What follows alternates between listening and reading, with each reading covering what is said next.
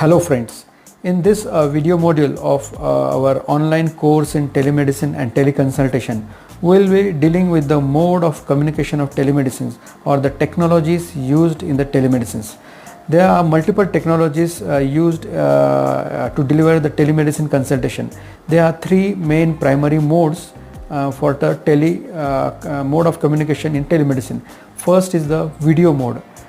Second one is the audio mode, and third one is the text mode. So these are the three different technologies which are used for the mode of communication in the telemedicine. So all these modes of communication have their own strengths and own limitations. So we will see what are the strengths and limitations of the different modes of communication in telemedicine. The first technology used in the mode of communication in telemedicine is the video mode.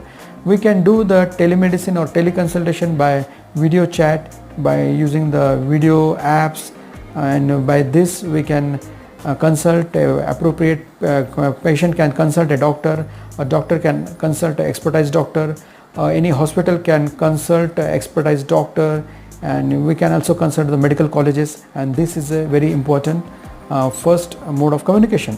The strengths of video mode of communications are closest to an in-person consult, and there is a real-time interaction. Second advantage is there is a patient identification is easier.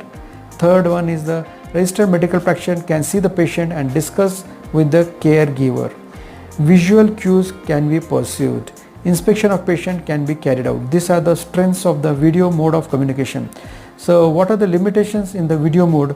It is dependent on high quality internet connection at both sides. If the patient side and doctor side they don't have the high quality internet connection, then this communication can't be happen. So this is one of the limitations for that. And another one is there is a possibility of misuse. Ensuring privacy of patients in video consults is extremely important. So these are the limitations in the video mode. The another mode of communication technology is the audio. We can do by phones and apps. So the strengths of audio consultation is the convenient and fast, unlimited reach of audio consultation. It's suitable for urgent cases. No separate infrastructure is required for audio consultation. Privacy ensured, and there is a real-time interaction. So now we'll see what are the limitations of audio consultation. No verbal cues may be missed. Non-verbal cues may be missed. Not suitable for conditions that require a visual inspection. Where there is visual inspection is required, which is possible in video consultation.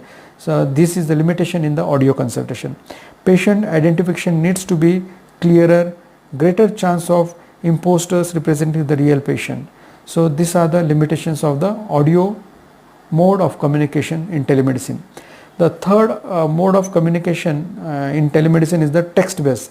This text-based can be by using the smartphones, by using the apps, by using the SMS. The advantages of this text-based communication is the convenient and quick. Documentation and identification may be an integral feature of this platform. Suitable for urgent cases or follow-up cases. It's suitable for second opinions, suitable for provided RMP has enough context for other sources.